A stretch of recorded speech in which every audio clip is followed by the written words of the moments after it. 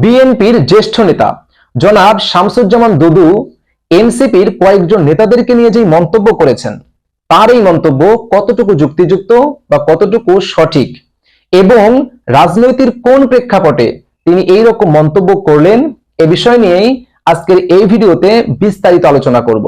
তো তার আগে অনুরোধ করছি, ভিডিওটা খুবই গুরুত্বপূর্ণ হতে চলেছে, না টেনে সম্পূর্ণ ভিডিওটি দেখবেন।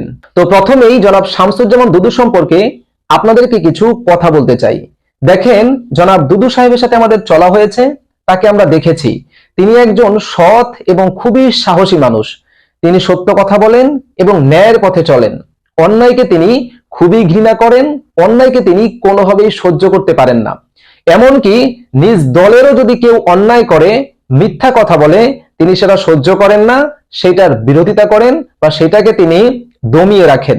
তাছাড়া জনাব দুদু সাহেব এদেশকে, এদেশের মানুষকে এবং তার দল বিএনপিকে প্রচুর পরিমাণে ভালোবাসেন।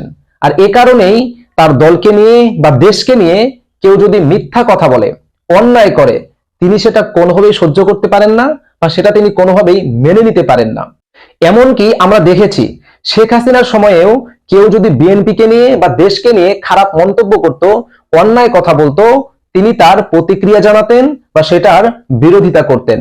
আপনাদের হয়তো মনে আছে, নারায়ণগঞ্জ 4 আসনের এমপি, প্রভাবশালী এমপি শামীম ওসমান বিএনপিকে নিয়ে বলেছিল, মাঠে আসো, খেলা হবে। অর্থাৎ বিএনপি যখন নির্বাচনকে বয়কট করেছিল, নির্বাচনে পার্টিসিপেট করেছিল না, তখন এই শামীম ওসমান বিএনপিকে নির্বাচনে আনার জন্য বলেছিল যে দূর থেকে কথা না বলে মাঠে আসো, খেলা হবে। অর্থাৎ নির্বাচনে আসো, তারপরে দেখব কে জিতে। তখন এই শামসুজ্জামান দুদু সাহেব শামীম ওসমানের কথার উত্তরে বলেছিল যে যেই দল হিজলার সাথে হারে, যেই মার্কা বা যেই দল হিজলার সাথে হেরে যায়, তাদের সাথে আমরা খেলতে চাই না বা তাদের সাথে খেলার কোনো ইচ্ছাও আমাদের নেই। অর্থাৎ চিন্তা করতে পারেন যে আওয়ামী লীগের সময়ে কোন নেতাকর্মী মুখ খুলে কথা বলতে পারতো না, সাহস করতো না, সে সময়েও এই দুদু সাহেব কিভাবে অন্যায়ের প্রতিবাদ করেছে, কিভাবে আওয়ামী লীগের নেতাকর্মীদের কথার উত্তর দিয়েছে। অর্থাৎ দুদু সাহেব একজন সৎ এবং সাহসী মানুষ। তিনি কোনোভাবেই অন্যায়কে প্রশ্রয় দেন না বা অন্যায়কে মেনে নিতে পারেন না।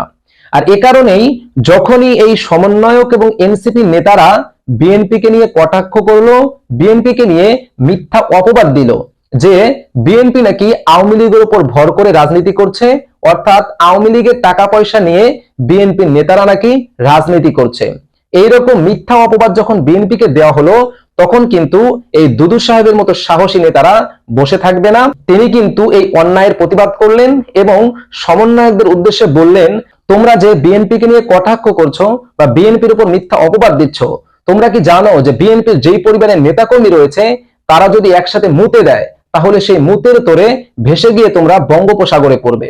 অর্থাৎ যখন এই সমন্বয়ক এবং এনসিপির নেতারা বিএনপিকে নিয়ে মিথ্যা অপবাদ দিয়েছিল, অন্যায় করেছিল, তখন কিন্তু এই দুদু সাহেব সেটা সহ্য করতে পারে নাই। তখন কিন্তু সেইটার প্রেক্ষাপটে জনাব দুদু সাহেব এই সমন্বয়ক এবং এনসিপি নেতাদেরকে সতর্ক করার জন্য বা তাদেরকে বোঝানোর জন্য যে বিএনপির শক্তিমত্তা বা বিএনপি কেমন বড় একটা দল, এটা বোঝানোর জন্যই কিন্তু এইরকম কথা তিনি বলেছেন। তাছাড়া বিএনপিকে নিয়ে এইরকম কথা বলার পরে আমরাই যেখানে ঠিক থাকতে পারি না, আমাদেরই যেখানে মাথা গরম হয়ে যায়, সেইখানে দুদু সাহেবের মতো একজন সৎ সাহসী নেতারা এরকম কথা বলা খুবই স্বাভাবিক।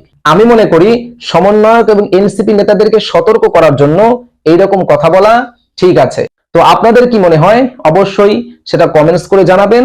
আর ভিডিওটা ভালো লাগলে একটা লাইক করবেন এবং চ্যানেলটিকে সাবস্ক্রাইব করবেন।